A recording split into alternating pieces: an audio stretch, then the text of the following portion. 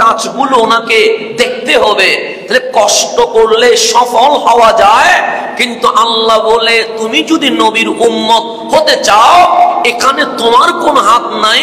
ওয়াকাযালিকা জাআলনাকুম উম্মাতাও ওয়াসাতা, তোমার প্রচেষ্টায় doctor, engineer, lawyer হওয়া যায়, কিন্তু রসুলের উম্মত হতে হলে অবশ্যই আমি আল্লাহ যাকে পছন্দ করি তাকেই হাবিবের উম্মত হিসেবে কবুল করে ফেলি।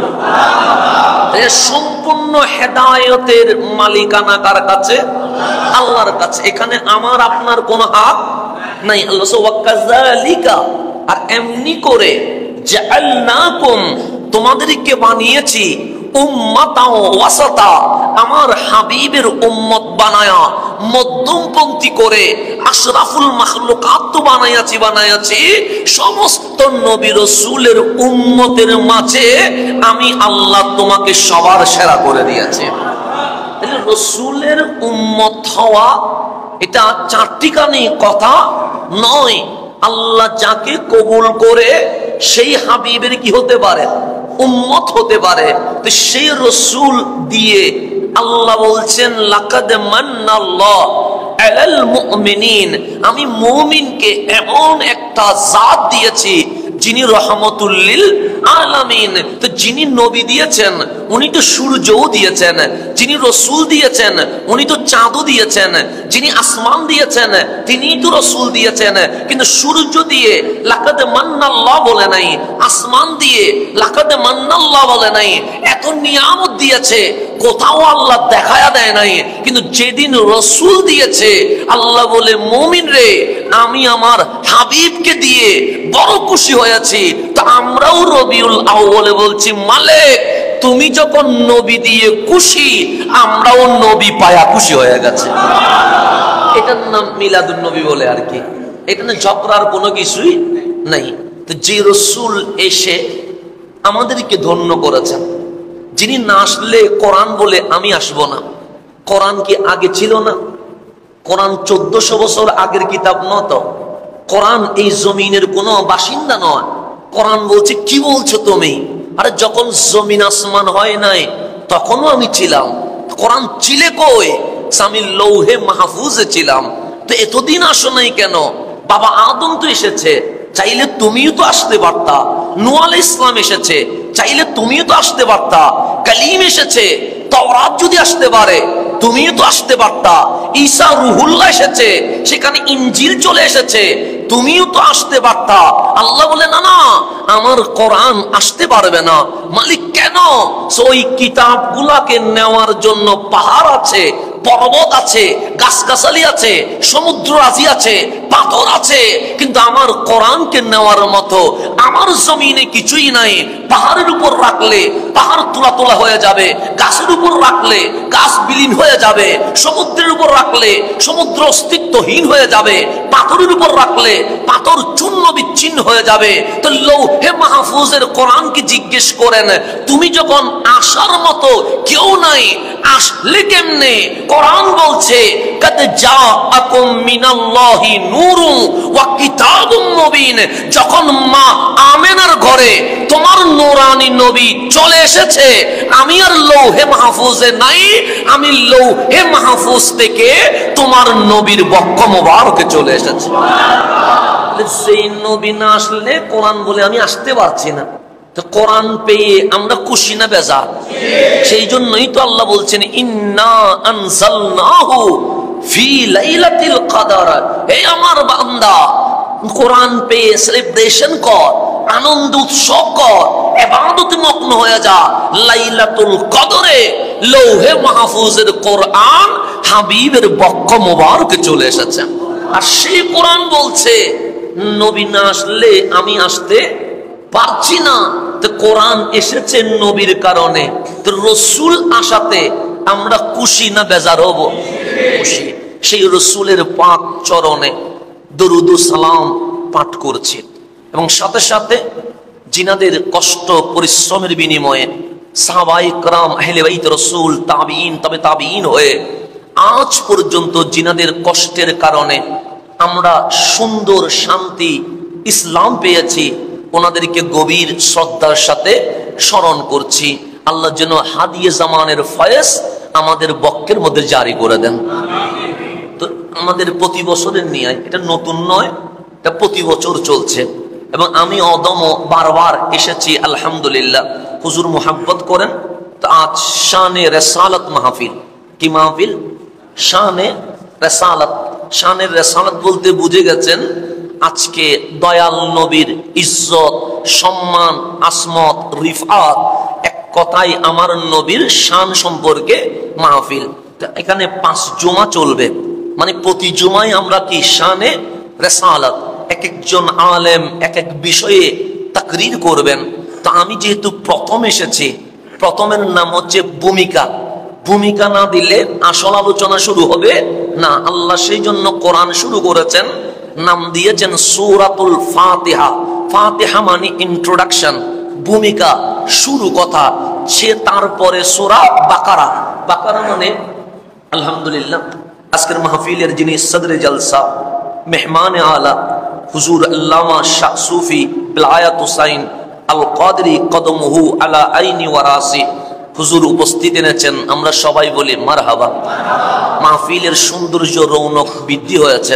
রব্বে করিম আমাদের আশা বসাকে কবুল করুক। তো শানে রেসালাত যখন শুরু হবে 5টা জুমায় আমাদের ধারাবাহিক কি চলবে? আলোচনা চলবে। 5 জুমা না, এরকম যদি কোটি জুমা এক করে দেন, তারপরেও যদি শানে রেসালাত বলেন, ওই কোটি জুমার পরে খতিব বলবে সমুদ্রের মাঝখানে 1 ফোঁটা পানি ফেললে যে অবস্থা, আজকের আলোচনাও সেই অবস্থা। কারণ এটা এমন একটা বিষয় যেটার কুল কিনারা আমার মাওলা রাখে নাই। তো আমি যেহেতু ভূমিকা দিব, সেজন্য আমার বিষয় হচ্ছে কাবা। বিষয় কি বললাম? কাবা। আপনি বলবেন হুজুর কাবার মধ্যে আবার শানে রেসালাত কি আছে? হ্যাঁ, কাবার ভেতরেই শানে রেসালাত আছে, এটা আমাদেরকে বুঝতে হবে। তো আজকের আলোচনা হচ্ছে কাবা, যেটাকে আমরা বাইতুল্লাহ বলি, যেটা মক্কা নগরীতে আছে, এটা নিয়ে আমাদের আলোচনা।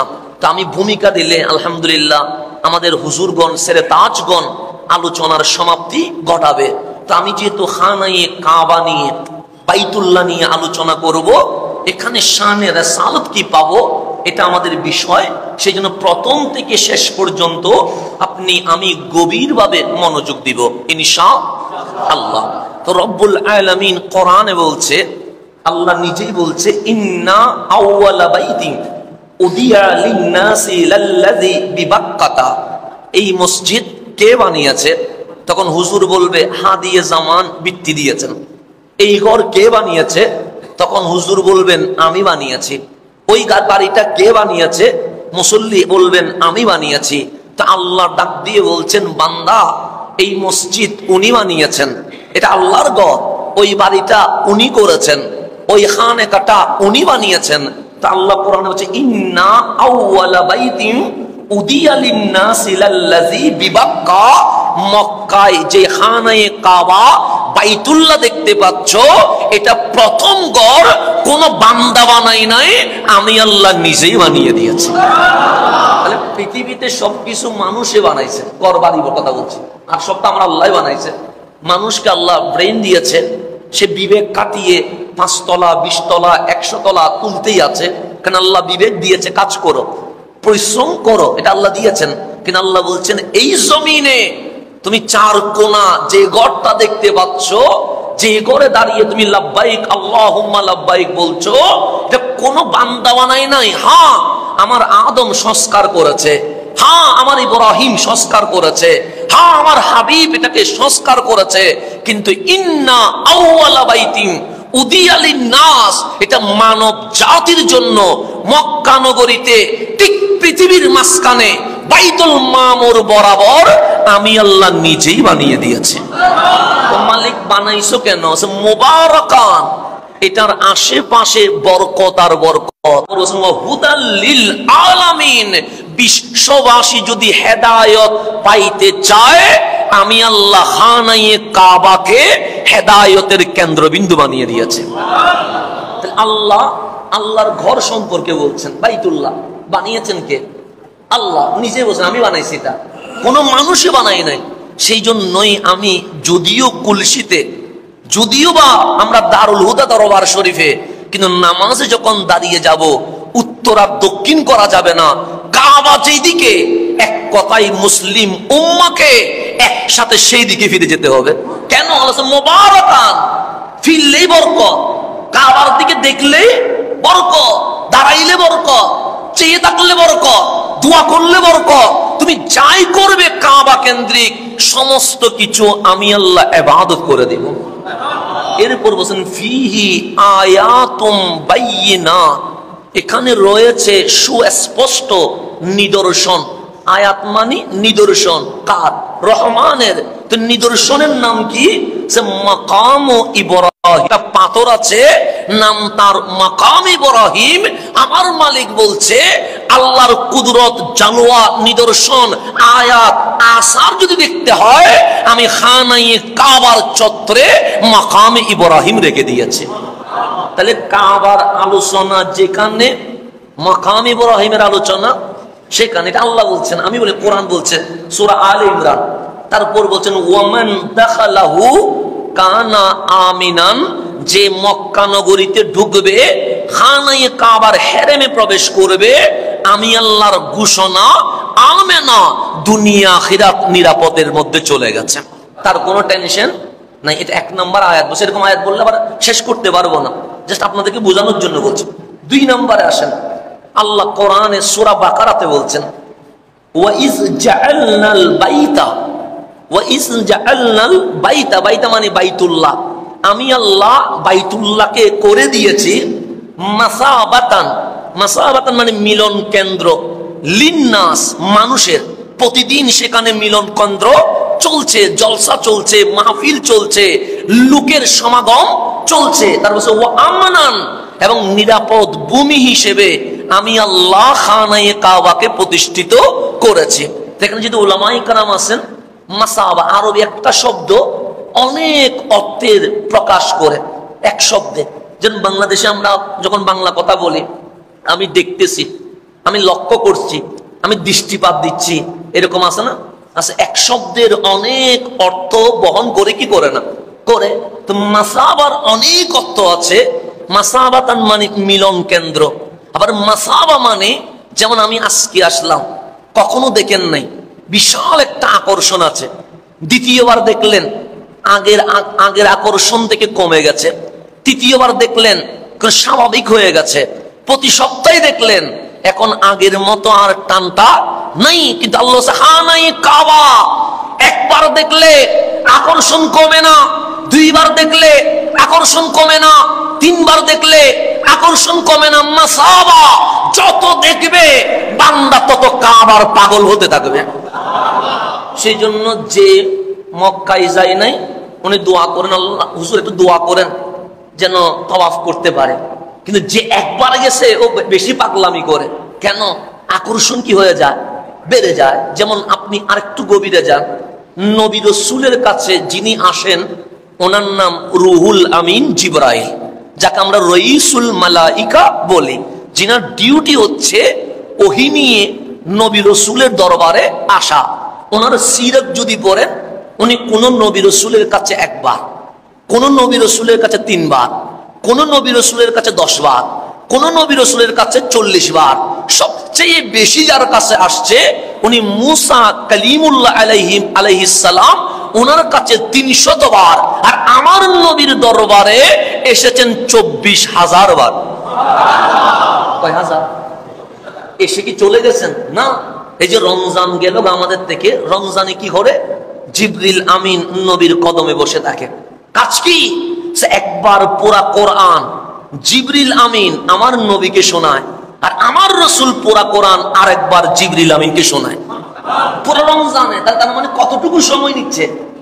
40 বছর বয়সে আসা শুরু করছে, 63 বছর পর্যন্ত হিসাব করলে 24,000 বার রাসূলকে দেখেছে। ওই জিবরিল আমিন 24,000 বার নবীর স্পর্শে আসার পর লাস্ট বলছে, ইয়া রাসূলুল্লাহ আপনাকে দেখার স্বাদ এখনো মিটে নাই। আপনি যদি 24,000 বার আমাকে দেখে বিরক্ত হয়ে যাবেন, সে বারবার আসে কেন? স্বাভাবিক বিষয়, বিরক্ত হবেন, কিন্তু এটা স্বাভাবিক।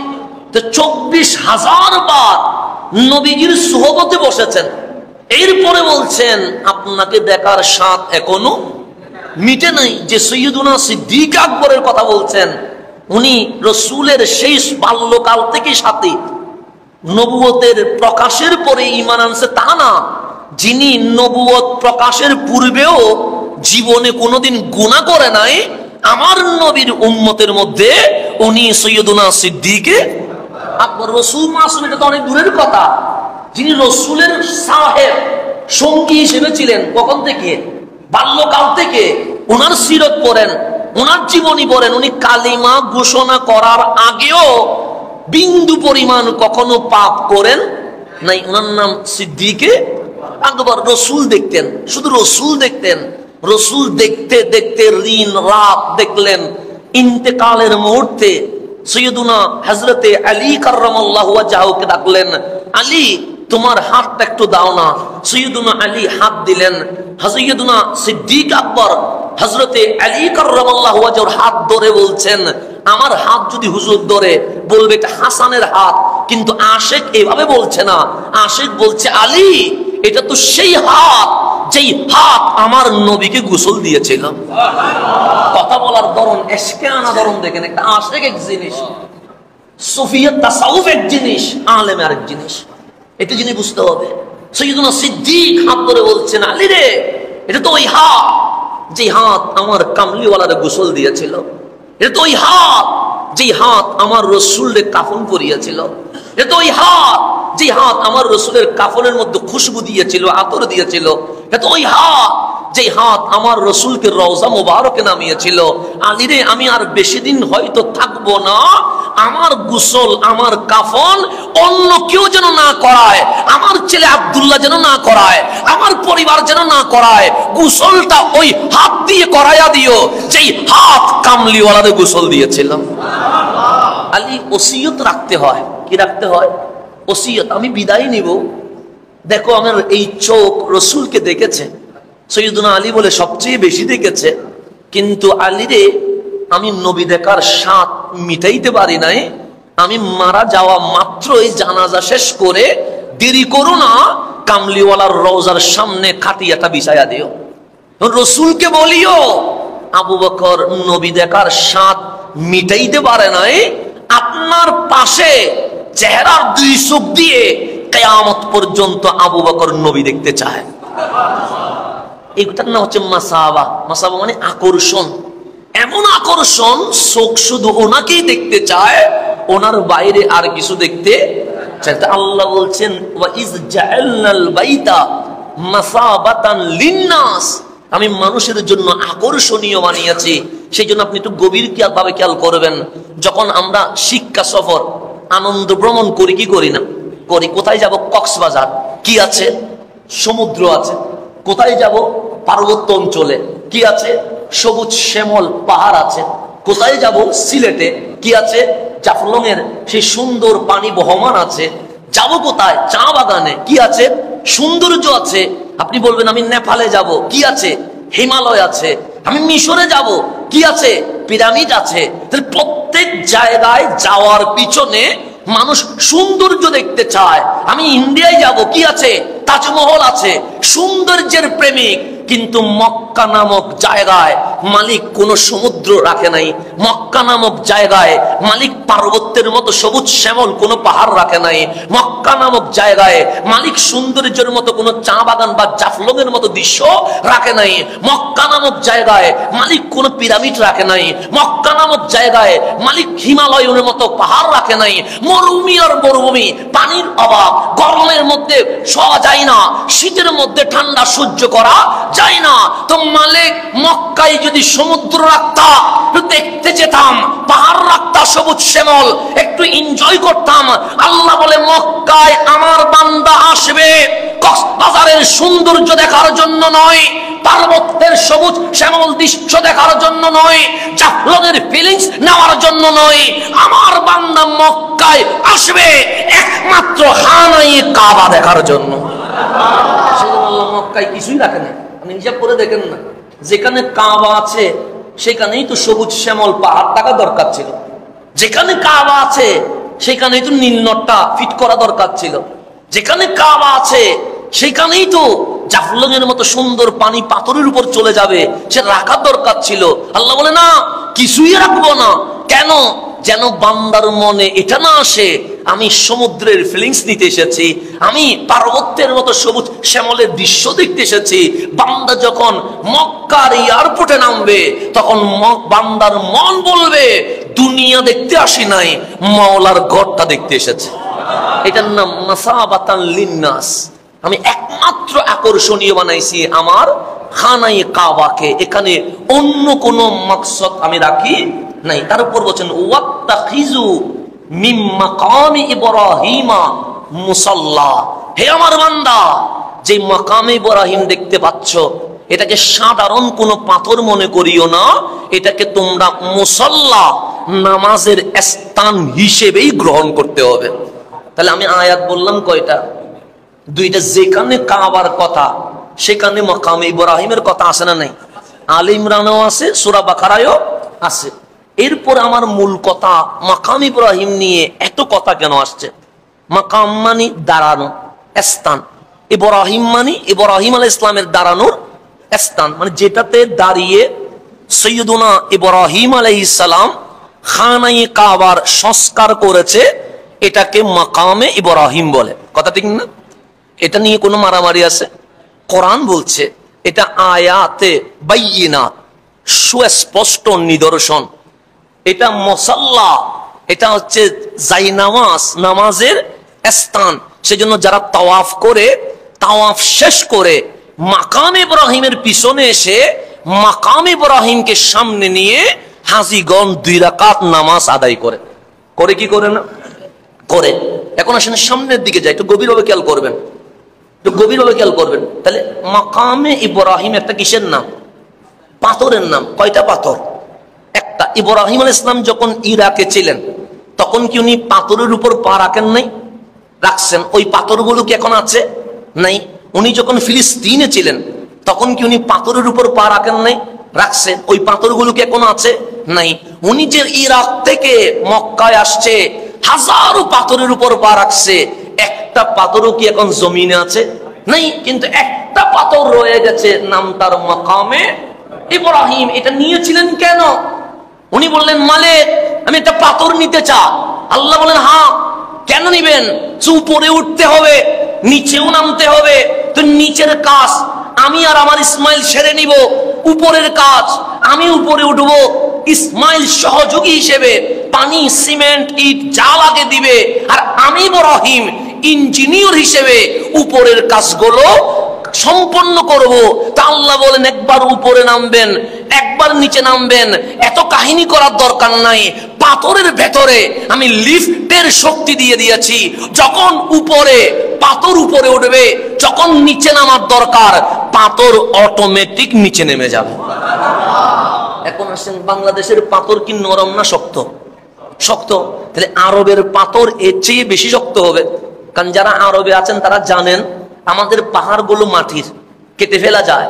রাত্রে রাত্রে অনেকে পাহাড় কি করে ফেলে, সকালে দেখবেন সমান হয়ে গেছে। কেন? মাটির বিদায়। কিন্তু আরবের পাহাড় কি মাটির না? পাথরের। এগুলো কাটা যায় না, এগুলো বোম ফিটিং করতে হয়, এরপরে রাস্তা করতে হয়। কত কষ্ট। আমার মালিক আমাদেরকে পাথর দিয়েছেন মাটির, এখানে গাছ হয়। কিন্তু আরবের পাহাড়ে কি গাছ হয়? তাহলে পাথরগুলো কঠিন শক্ত। সেই পাথরে দাঁড়াইছেন হযরতে ইব্রাহিম খলিলুল্লাহ। কাজ শেষ, আল্লাহকে ডাক দিয়ে বললেন মালিক কাজ শেষ করে জমজমের পানি দিয়ে ধুয়ে কালো গিলাপ জড়ায়া দিলাম, কেমন লাগছে? আল্লাহ বলেন আমি যেমন চেয়েছিলাম তেমন ইব্রাহিম করতে পারবে বলেই তো আমি খলিলকে কাবার দায়িত্ব দিয়ে দিয়েছি। বড় চমৎকার হয়েছে। তো আল্লাহকে বললেন তাহলে ছুটি তো মিলে গেছে। আল্লাহ বলে হ্যাঁ মিলবে ছুটি, কেন মিলবে না? কাজ শেষ, আমার খলিল তো ছুটি পাবে। তো খলিল নেমে যাচ্ছে। আল্লাহ বলেন নামের কেন? কাজ তো শেষ, এখানে আর কি করব? আল্লাহ বলেন প্রতিদান, স্যালারি নিবেন না? বললেন কাবার আবার কিসের স্যালারি? আমার মালিক দিলে দিবে, না দিলে কোনো আপত্তি নাই, আমি চলে যাচ্ছি। আল্লাহ বলেন কাবার কাজ করেছেন, আমি বাকিতে স্যালারি দিব, এটা হতে পারে না। আমার খলিল মাকাম ইব্রাহিমে দাঁড়ানো অবস্থায় আমি আল্লাহর নগদে দিয়ে দিব। আমি স্যালারি কিসে দিয়ে দিব? নগদে। এখন আল্লাহ বললেন, খলিল আপনাকে সুলাইমানের মতো বাদশাহী দিয়ে দিই। খলিল বললেন, লাহ। অনেকেই ক্ষমতা পাওয়াকে ভয় পায়, এরকম আছে না? নাই আছে। অনেকে চায়, অনেকে ভয় পায়, এরকম আছে। খলিল বলেন, মালিক এগুলো অনেক ঝামেলার জিনিস, এত ঝামেলা নেওয়ার মতো এই সুযোগ এখন আর নাই, আমি নিব না। আল্লাহ বলেন, তাহলে জান্নাতের বাদশাহী দিয়ে দিই। খলিল বললেন, হ্যাঁ এটা নেওয়া যায়, তবে আমি এর চেয়ে আরো দামি জিনিস নিতে চাই। আল্লাহ বলেন, এর চেয়েও দামি জিনিস আছে নাকি? আছে। তো মালিক বললেন, তাহলে আপনি চান? খলিল বললেন, বেশি দামি জিনিস চাইবো। আল্লাহ বলে, আমি তো বললাম দিব, কারণ শর্ত তো রাখি নাই, সেখানে নিচে কোনো শর্ত প্রযোজ্য লেখি নাই। আপনি চাইতে থাকবেন, আজকে মালিক শুধু দিতেই থাকবেন। এটা কাবার প্রতিদান। তো খলিল হাত তুলে দিয়েছে। ইসমাইল জবিউল্লাহকে বলছেন, ইসমাইল শুধু আমিন বলবেন, মাঝখানে কোনো কথা বলার সুযোগ নাই। তো খলিল হাত তুলে বলছেন, মালিক আমি সুলাইমানের মতো দুনিয়ার বাদশাহী চাই না, আমি আবার জান্নাতেরও বাদশাহী চাই না। তো মালিক বলছেন, কি চাচ্ছেন? তখন হাত তুলে বলছেন, রব্বানা ওয়াবাস ফীহিম রাসূলা, আমি আখেরি পয়গম্বর ইমামুল মুরসালিন যেটা আসবে সেটা আমার বংশে যেন আসে। রাসূলা শব্দ বলতে দেরি, খলিল যেই পাথরে দাঁড়িয়েছে, পাথর মুস্তাফার সম্মানে অটোমেটিক নরম হয়ে যাচ্ছে। কদমের যে চিহ্ন পাচ্ছেন, কদমের একটা চিহ্ন আছে না? চিহ্নটা কেন হয়েছে? বিশাল চিহ্ন দেখবেন কদমে পাকের, কার খলিলুল্লাহ। এটা শক্ত পাথর, এখানে পায়ের কোনো কি ছিল না, চিহ্ন ছিল না। কিন্তু যখন বলছেন রব্বানা ওয়াবআস ফীহিম রাসূলা, তাফসীরে ঢুকেন, সেখানে লেখা আছে যখন রাসূলা শব্দ বলছে, পাথর মোমের মতো গলে যাচ্ছে। কেন পাথর? তুমি তো শক্ত ছিলা, তুমি হঠাৎ মোমের মতো গলে যাচ্ছ কেন? খলিলের কদম পাথরের ভিতরে ঢুকে যাচ্ছে কেন? তখন বললেন, ছিলাম শক্ত, যার নামটা নিছে ওনার তো রহমত, রহমতের নাম নিলে শক্ত হওয়া যায় না, রহমতের নাম নিলে নরম হয়ে যেতে হয়। পাথর নরম হয়ে গেছে, খলিলুল্লাহর কদমের চিহ্ন হয়ে গেছে, বসে গেছে। আল্লাহ বলেন, খলিল এমনিতে তো খলিল হও নাই, চাওয়ার মতো চাইতে জানো বলেই তো খলিল হয়েছ। দোয়া আজকে কবুল। আমার হাবিবকে আমি অন্য কোন বংশে পাঠাবো না, আমি আমার হাবিবকে আমার ইব্রাহিম আর ইসমাইলের বংশ দিয়ে পাঠাবো। সেই জন্য আল্লাহ বলছেন, ফিহি আয়াতুম বাইয়িনাত, এখানে রয়েছে সুস্পষ্ট নিদর্শন। কোন নিদর্শন? সে মাকাম ইব্রাহিম, মাকাম ইব্রাহিম নিদর্শন। কেন? ওই কাবার চত্বরে মাকাম ইব্রাহিমে উঠে আমার ইব্রাহিম আমার হাবিবুল্লাহর মিলাদের দোয়া করেছিলেন। কিসের দোয়া করেছিলেন? মিলাদের। তো আমি যেটা বলতে চাচ্ছিলাম, খানায়ে কাবা বানিয়েছেন কে? আল্লাহ। এটা এত দামি, মাসাবাতান লিন্নাস, মানুষের মিলন কেন্দ্র এবং মুবারাকান, এখানে বরকত আছে, হুদান লিল আলামিন, এটা হচ্ছে হেদায়েতের একমাত্র জায়গা যেখানে বিশ্ববাসী হেদায়েত চাইলে কাবার চত্বরে যদি ফ্রেশ মন নিয়ে বসে যায়, মালিক বলে তারে আমি হেদায়েত দিয়ে দিব।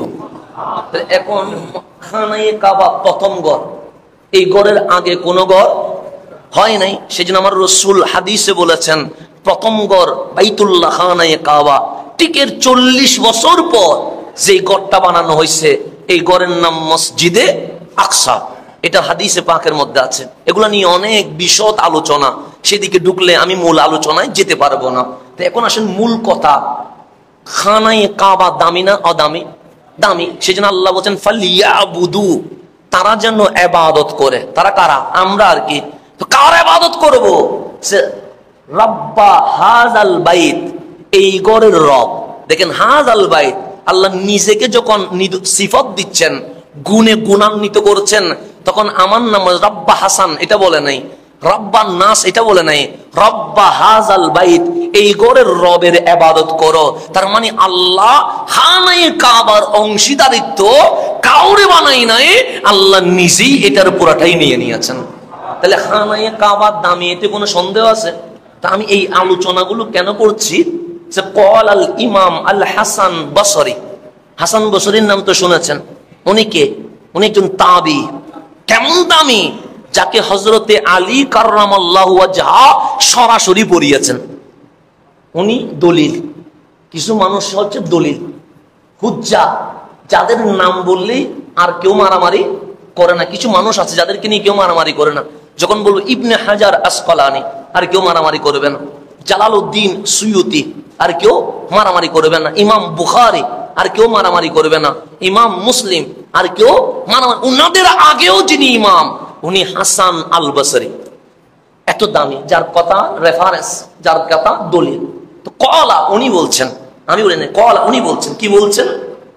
যে কুল্লু নবিয়্যিন মিনাল আম্বিয়াই আলাইহিমুস সালাতু ওয়াস সালাম, প্রত্যেক নবী, কুল্লু মানে প্রত্যেক, একজনও কি নাই, বাদ নাই, প্রত্যেক নবী আলাইহিমুস সালাম, যে ইজা কাযযাবাহু কওমুহু, যখন তাদের কওম জাতি নবীকে মিথ্যা প্রতিপন্ন করে।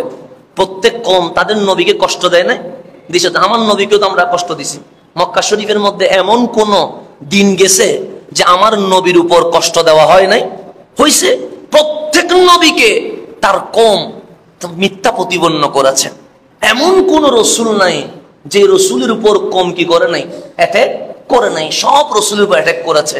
কিন্তু যখনই কওম নবীকে মিথ্যা প্রতিপন্ন করেছে, আল্লাহ সাথে সাথে আযাব দিতে দেরি করে নাই। আপনি সিরাত বা তারিখ বা হিস্ট্রি যত কিতাব আছে পড়েন, আল্লাহকে আল্লাহর সাথে শিরিক করেছে, আল্লাহ আযাব দেয় নাই। আল্লাহ বলছেন হাসরে ধরবো। শিরিকের কোনো কিনে মাফ নাই। এখন নামাজ পড়ে নাই, আল্লাহ বলে পরে ধরতেছে, কিন্তু নগদে ধরে নাই। আল্লাহর সাথে বেয়াদবি করেছে, আল্লাহ বলে পরে ধরতেছে। কিন্তু যখনই নবীর সাথে বেয়াদবি করছে, আল্লাহ অ্যাকশনে যাইতে কোনোদিন কি করে নাই, দেরি করে নাই। যেমন মুসা আলাইহিস সালামের সাথে ফেরাউন বেয়াদবি করেছে, আল্লাহ ফেরাউনকে সুবাইয়া মারছে। হযরতে খলিলুল্লাহ ইব্রাহিম আলাইহিস সালামের সাথে নমরুদ বেয়াদবি করেছে, আল্লাহ একটা মশা দিয়ে অপদস্থ করে মারছে। লূত আলাইহিস সালামের সাথে জাতি বিয়াদবি করেছে, আল্লাহ লূত আলাইহিস সালামকে অন্য দেশে নিয়ে গেছে, আর লূত আলাইহিস সালামের রাষ্ট্রকে জেরজবর করে দিয়েছে। এরকম প্রত্যেক নবী রাসূলের শানে উম্মত বিয়াদবি করতে দেরি, আল্লাহ আযাব দিতে দেরি করে নাই। কিন্তু আমার নবীর বেলায় এসে ভিন্ন হয়ে গেছে।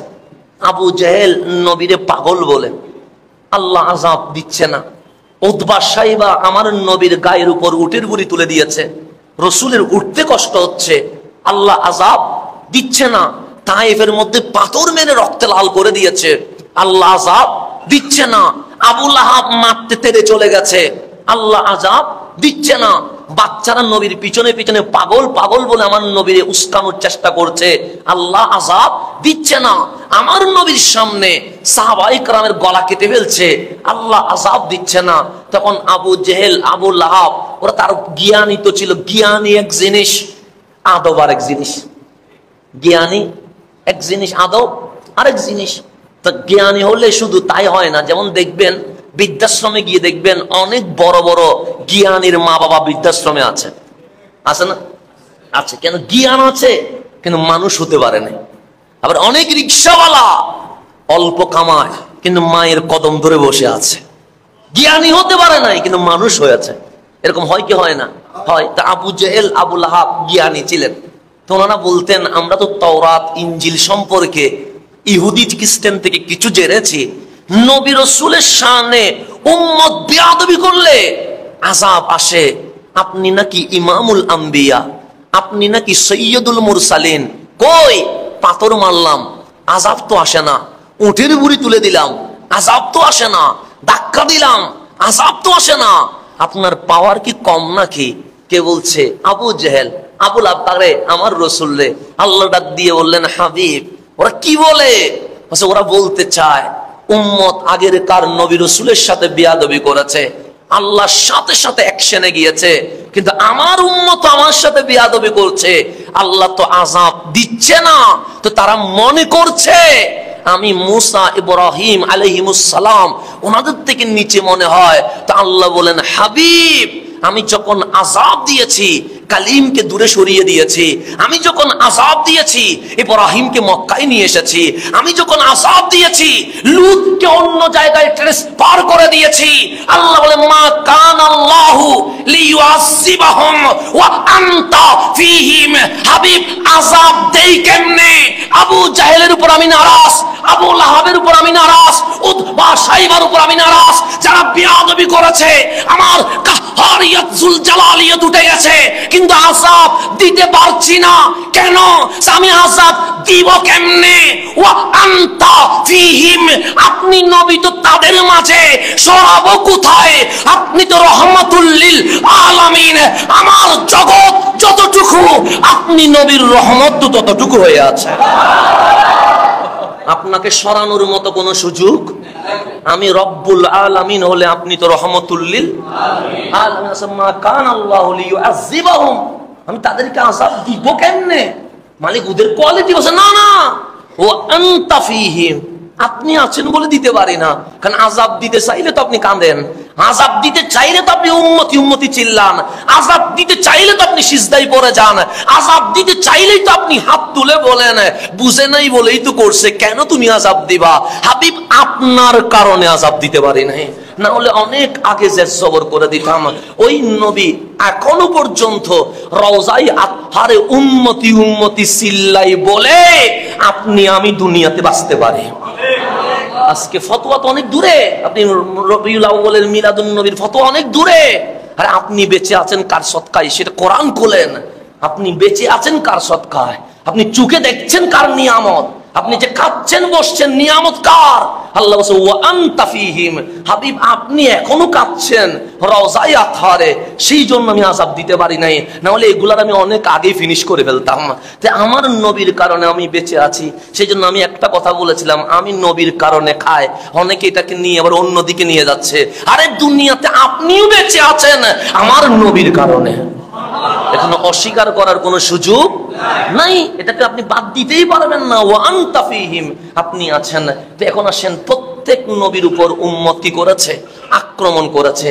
তা হাসান আল বসরি বলছেন কুল্লু নবিয়্যিন মিনাল আম্বিয়া, প্রত্যেক নবী ইযা কাযযাবাহু কওমুহু, যখন তার কওম সম্প্রদায় তাকে মিথ্যা প্রতিপন্ন করেছে, তার উপর বলছেন খারাজা মিন বাইনি আযহুরিহিম ইলা মক্কা, তখন ওই নবী আর ওখানে থাকেন নাই, উনি কওমকে বাদ দিয়ে অন্য কোন রাস্তায় যান নাই, উনি ডাইরেক্ট মক্কায় চলে এসেছেন। মানে প্রত্যেক নবী আসছেন কোথায়? মক্কায়। অথচ কেউ মক্কায় আসে নাই, আসছে কোথায়? ফিলিস্তিনে, আসছে কোথায়? সিরিয়াতে, মানে মসজিদে আকসার নিকটে আসছে, কিন্তু চলে আসছে কোথায়? মক্কায়। এরপর হাসান আল বসরি বলছেন ফাআবাদাল্লাহ তাআলা বিহা ইনদাল কাবা, কাবার সামনে এসে প্রত্যেক নবী ইবাদতে মগ্ন হলেন। হাত্তা আতাহুল ইয়াকিন ওয়া হুয়াল মউত, ইবেন কাবার সামনেই ওনারা ইন্তেকাল করেছেন। তারপর হাসান আল বসরি বলছেন ওয়া আন হাউলাল কাবা, কাবার হাউল মানে আশেপাশে, চত্বরে, বলছে কবরা সালাসি মিয়াতি নবিয়িন, 300 নবী রাসূলের মাজার আছে। খানায়ে কাবার চত্বরে কত আছে? 300 নবী রাসূলের মাকবারা আছে। তার উপর বলছেন ওয়ামা বাইনার রুকনিল ইয়ামানি ওয়ার রুকনিল আসওয়াদ, রুকনে ইয়ামানি এবং হাজরে আসওয়াদের ওই বরাবর যে কবরু সাবিঈনা নবিয়ান, 70 নবীর মাকবারা আছে। কোথায়? রুকনে ইয়ামানি থেকে হাজরে আসওয়াদ বরাবর।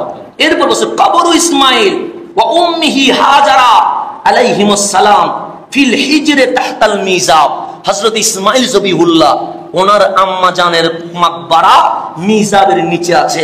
তারপর বলছেন কবরু নূহিন ওয়া হুদিন ওয়া শুআইবিন ওয়া সালেহিন সাল্লাল্লাহু আলা নবিয়িনা ওয়া আলাইহিমুস সালাম ফিমা বাইনা জামজাম ওয়াল মাকাম, জামজাম এবং মাকামে ইব্রাহিমের মাঝখানে নূহ আলাইহিস সালাম, হুদ আলাইহিস সালাম, শুআইব আলাইহিস সালাম, সালেহ আলাইহিস সালামের মাকবারা আছে। এরপরে উনি বলছেন প্রায় খানায়ে কাবার চত্বরে হিসাব করলে মসজিদে রাওয়াহা থেকে শুরু করে সমস্ত মক্কা খানায়ে কাবা থেকে মসজিদে রাওয়াহা পর্যন্ত হিসাব করলে 1000 নবী রাসূলের মাকবারা কাবার চত্বরে আছে। কয় হাজার? এটা কেন বললাম? সাআল আম্বিয়া ওয়া আল্লাযিনা সাফারু ইলা মক্কা, যারা মক্কা নগরীর দিকে সফর করেছে নবীগণ, আদম হযরতে আদম, নূহুন হযরতে নূহ, ইব্রাহিম হযরত ইব্রাহিম, ইসমাইল, মূসা, ইউনুস, হুদ, সালেহ, শুআয়ব, ঈসা আলাইহিমুস সালাম, যাদেরকে আপনারা সবচেয়ে উপরে পজিশনে বলছেন, সবাই এই খানায়ে কাবার দিকে রওনা হয়েছিলেন, সাফারও সফর করে আসছেন। তারপর বলছেন কামা রাওয়া আল বাইহাকি, ইমাম বাইহাকি, তাবারানি বলছেন আব্দুল্লাহ ইবনে মাসউদ থেকে রাদিয়াল্লাহু তাআলা আনহুমা, যে হাজ্জা মূসা ইবনে ইমরান, মূসা আলাইহিস সালাম হজ করলেন, সে ফি 50 আলফান মিন বনি ইসরাইল, বনি ইসরাইলের 50,000 মানুষ নিয়ে। কয় হাজার? 50,000 কে মূসা কি বলতে লাগলেন? সে লাব্বাইক আল্লাহুম্মা লাব্বাইক, লাব্বাইক তাআব্বুদান ওয়া রিক্কান লাব্বাইক, আনা আ'বুদুকা আনা লাদাইকা লাদাইকা ইয়া কাশাফাল কুরাব। যখন লাব্বাইক আল্লাহুম্মা লাব্বাইক বলছে, ফাজাওয়াবাহুল জিবাল, সে মক্কার পাহাড় পাথর গাছগাছালিও মূসার সাথে লাব্বাইক বলতে শুরু করে দিয়েছে। তাহলে এগুলা কেন বলছি? এগুলো এই কারণে বলছি, কেন নবী রাসূলগণ আসছেন। এখন আসেন এই কথাটাই হচ্ছে মূল কথা, খোলাসাতুল কালাম। যেহেতু জুমার নামাজ সময় কম, খোলাসাতুল কালাম, কালামের সারমর্ম মানে বক্তব্যের সামারি হচ্ছে, সামারি কি হচ্ছে, কানু আন্না জামিআল আম্বিয়া আল্লাযীনা কানু ইউবআসুনা কুরবা আল কুদসি, সে প্রত্যেক নবী রাসূল যাদেরকে পাঠানো হয়েছে কুরবাল কুদস মানে মসজিদে আকসা, মসজিদে আকসার কুরব মানে নিকটে পাঠানো হয়েছে। তারপর বলছেন কানু ইয়াতুনা ইলা মক্কা আল মুকাররমা, কিন্তু ওরা মসজিদে আকসা বাদ দিয়া সবাই চলে আসছে কোথায়? মক্কাতুল মুকাররমায়। তারপর বলছেন মিনহুম মান জাআ মাশিয়ান হাফিয়ান ওয়া মিনহুম মান জাআ রাকিবান, কেউ আসছে হেঁটে, কেউ আসছে সওয়ারিতে। শুধু তাই নয়, আপনার আমার বাবা আদম আলাইহিস সালাম এসেছেন এশিয়া শ্রীলঙ্কায়, সেখান থেকে 300 বছরে গেছে কোথায়? মক্কায়। একটা বারের জন্য ঘোড়া গাঁদা কোন সাওয়ারিতে উঠে নাই, হেঁটে হেঁটে মক্কায় চলে গেছেন। আপনি হযরত বাবা আদমের জীবনী পড়েন, ঘোড়ায় উঠে নাই, গাঁদায় উঠে নাই, খালি পায়ে 300 বছরের রাস্তা অতিক্রম করে কোথায় গেছেন? মক্কায়। তো হাসান আল বসরি বলছেন, এখন প্রশ্ন হচ্ছে ওনারা কেন মসজিদে আকসা বাদ দিয়া, কারণ মসজিদে আকসাও তো ক্যাবলা ছিল, এখন নাই, তখন তো কি ছিল, তো মসজিদে আকসা বাদ দিয়া ওনারা খানায়ে কাবায় কেন আসছে? ওনারা কি মসজিদে আকসার চেয়ে কাবাকে প্রাধান্য দিয়েছে? তখন সে ফাজাওয়াবু হাযিহিল আসইলা, এই সওয়ালের উত্তর হচ্ছে আন্নাহুম কানু লা ইয়াহতাউনাল কাবা ওয়া মক্কাতুল মুকাররমা আলা বাইতুল মাকদাস লিতাওয়াফি ওয়াল ইবাদাতি ফাকাত। ওনারা বাইতুল মুকাদ্দাসের উপরে খানায়ে কাবাকে তাওয়াফ আর ইবাদতের জন্য প্রাধান্য দেয় নাই। তো দিছেন কেন? সে বাল শাইউন ওয়াহিদ, একটা গোপন রহস্য আছে, আল্লাযী লিআজলিহি কানু ইয়াতুনা ইলা মক্কাতুল মুকাররমা। ওই গোপন রহস্যের কারণে মসজিদে আকসা ছেড়ে দিয়ে ওনারা মক্কাতুল মুকাররমায় চলে এসেছে। সেটা কি? আল্লাহু ইয়াজিদু জামনা যালিকান নবী আলাইহি আফদালুত তাহিয়াতি ওয়াস সালাম। ওরা জানে আখিরি জামানায় যিনি দুনিয়ার জমিনে আসবে, উনি অন্য কোথাও আসবে না, মক্কায় আসবে। আমার নবীর জন্য সমস্ত নবী রাসূল মক্কায় চলে এসেছে। এটা আমি বলছি, হাসান বসরি বলছেন, আমি বললে আপনি অন্য জায়গায় দিতেন। হাসান বসরি বলছেন এখানে লা আল্লাহু ইয়াজিদু জামানা যালিকান নবী, ওই নবীর জামানা পাওয়ার জন্য ওনারা ইরাক, সিরিয়া, ইয়ামান সবগুলো বাদ দিয়ে ইভেন মসজিদে আকসা পর্যন্ত বাদ দিয়ে কোথায় চলে আসছে? কেন আসছে? বলছেন ইয়াজুরুহু, যেন আমার নবীর জিয়ারত করতে পারে, ওয়া ইউমিনু বিহি, আমার নবীর উপরে ঈমান আনতে পারে, ওয়া ইউসাদ্দিকুহু, আমার নবীকে সত্যায়ন করতে পারে, ওয়া ইয়ানসুরুহু, আমার নবীর সৈনিক হয়ে ইসলামের জন্য সাহায্য করতে পারে। বলছে কামা বাইয়ানা হাযাল আমর আল কোরআনুল কারীম। তা আমি হাসান বসরি বলি নাই, এটা কোরআন বলছে। কি বলছে? যে রূহের জগতে যখন আল্লাহ বলেছিলেন ওয়া ইজ আখাযাল্লাহু মিসাকান নাবিয়িন, আমার আল্লাহ যখন নবীদের থেকে শপথ নিচ্ছিল, লামা আতাইতুকুম মিন কিতাবিন ওয়া হিকমা, আমি তোমাদেরকে কিতাব হিকমত দিয়া নবী রাসূল বানাবো। সুম্মা জাআকুম রাসূলুম মুসাদ্দিকুন, এরপরে এমন রাসূল আসবে যিনি তোমাদের নবুয়তের সার্টিফিকেটে সত্যায়ন করে দিবেন। তো উনি আসলে কি করবে? লিমা মাআকুম লা তুমিনুন্না বিহি ওয়া লা তানসুরুন্নাহু, তখন নবুয়ত বাদ দিয়া আমার লাতানসুরুন্নাহু, আমার নবীকে নবী রাসূল বানায়া উম্মত হইয়া আমার নবীর সাহায্যকারী হয়ে যেতে হবে।